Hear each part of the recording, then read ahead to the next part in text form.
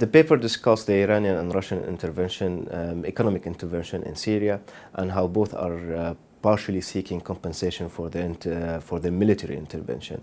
Looking more in details when it comes to the type of their investment, it differs a lot from the type of investment as well as the area and sector of investment.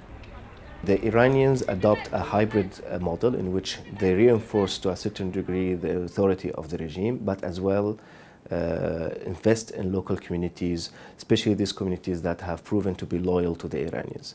And this way they are also encouraging the existence of a parallel economy structure.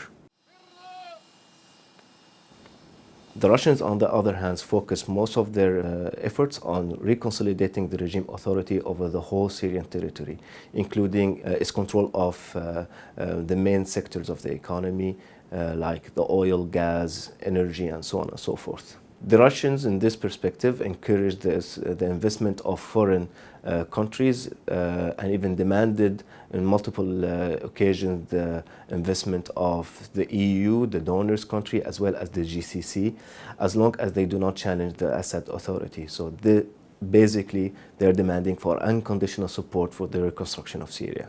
Iran, on the other hand, do not look kindly for this at this kind of investment and perceive it as a direct threat to their continuous expansion in the country.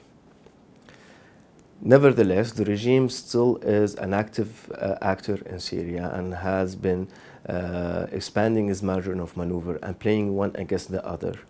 And the most famous case is the attribution of mining rights. After attributing the rights to Iran, have withdrawn and then give it to a private Russian company.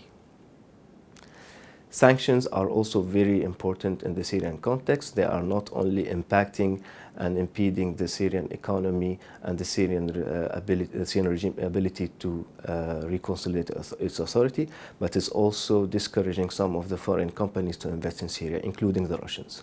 However, the Iranians are much more able to co-opt with these sanctions and then themselves are under sanctions, and this helps and facilitates the integration of both economies.